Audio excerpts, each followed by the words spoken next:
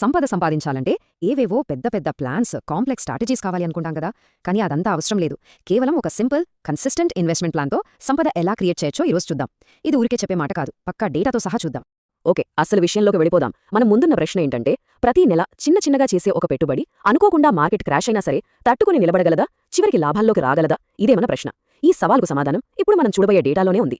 సరే, మరి మన ఈ కథలో హీరో ఎవరో తెలుసా? అదే సిస్టమాటిక్ ఇన్వెస్ట్మెంట్ ప్లాన్, అంటే మనం ముద్దుగా పిలుచుకునే SIP.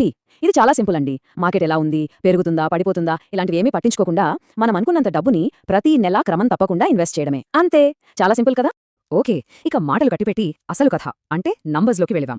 ఇక్కడ చూడండి, ఈ ప్రయాణం 2012లో మొదలైంది. మొదటి కొన్ని సంవత్సరాలు అంటే 2012 నుంచి 2017 వరకు చూస్తే గ్రోత్ చాలా నెమ్మదిగా, స్టడీగా ఉంది. చెప్పాలంటే ఆ తర్వాత కూడా కొన్ని ఏళ్లు దాదాపు ఇలాగే సాగింది. నిజానికి ఇదే అసలైన ఓపికకు పరీక్ష పెట్టే టైం. చాలామంది ఇక్కడే ఏంటి ఇంతేనా అని వదిలేస్తారు. ఒక 5 ఏళ్లు గడిచాక, అంటే 2017 వచ్చేసరికి చూడండి, పెట్టిన పెట్టుబడి 1,09,000 అయితే దాని విలువ 2 లక్షలకి పెరిగింది. అంటే డబ్బు దాదాపు రెట్టింపైంది. గ్రోత్ కనిపిస్తోంది కదా. కానీ అసలైన మ్యాజిక్ ఇంకా మొదలవ్వలేదు. ఇది జస్ట్ ఒక మంచి స్టార్ట్ అంతే. అంతా బానే ఉంది అనుకుంటున్న టైంలో వచ్చింది 2020. మన కథలో ఇదొక పెద్ద ట్విస్ట్. ఇన్వెస్టర్కి అసలైన అగ్నిపరీక్ష ఎదురైన సంవత్సరం అదే కోవిడ్ మార్కెట్ క్రాష్. అప్పుడు జరిగిందే అసలు విషయం. మార్కెట్ క్రాష్ అయినప్పుడు పోర్ట్ఫోలియో విలువ ఏకంగా మనం పెట్టిన డబ్బు కంటే కూడా కిందకి పడిపోయింది. అంటే నెగటివ్లోకి వెళ్ళిపోయిందన్నమాట. ఆలోచించండి, ఎంత భయమేస్తుందో ఆ టైంలో. చాలామంది సరిగ్గా ఇలాంటి టైంలోనే భయపడి అంతా అమ్మేసి బయటకొచ్చేస్తారు. కానీ ఆగండి, ఇక్కడే అసలు సీక్రెట్ ఉంది. ఆ క్రాష్ అనేది కథకు ముగింపు కాదు. నిజానికి అది భవిష్యత్తులో రాబోయే పెద్ద సంపదకు పునాది వేసింది. ఎలా అంటారా?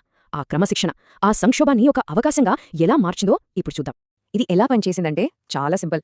ఫస్ట్, మార్కెట్ పడిపోయింది కాబట్టి యూనిట్ ధరలు తగ్గాయి. సెకండ్, మనం కట్టే SIP అమౌంట్ మారలేదు కదా, సో అవే డబ్బులతో మనకు ఎక్కువ యూనిట్స్ వచ్చాయి.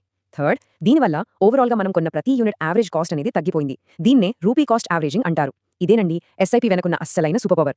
ఆ కష్టకాలంలో కూడా ఇన్వెస్ట్ చేయడం ఆపలేదు కాబట్టి తక్కువ ధరకే ఎక్కువ ఆస్తిని కూడబెట్టగలిగారు.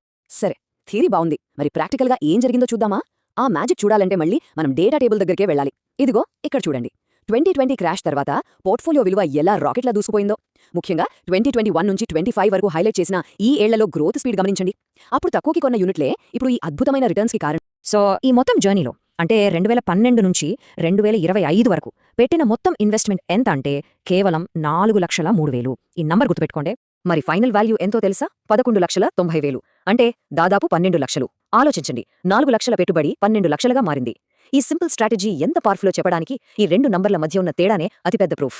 కాబట్టి ఈ మొత్తం డేటా మనకు ఏం చెప్తోంది?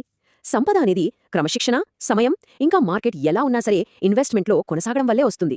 ఇదేదో పుస్తకాల్లో చదివిన థీరీ కాదు, ఇది నిజమైన డేటా, మన కళ్ల ముందు జరిగిన వాస్తవం. చూశారు కదా, ఈ డేటా మనకొక కథ చెప్పింది. అది క్రమశిక్షణ, ఓపికల కథ. మరిప్పుడు అసలు ప్రశ్న ఏంటంటే, మీ క్రమశిక్షణ ఎలాంటి కథను రాయబోతోంది?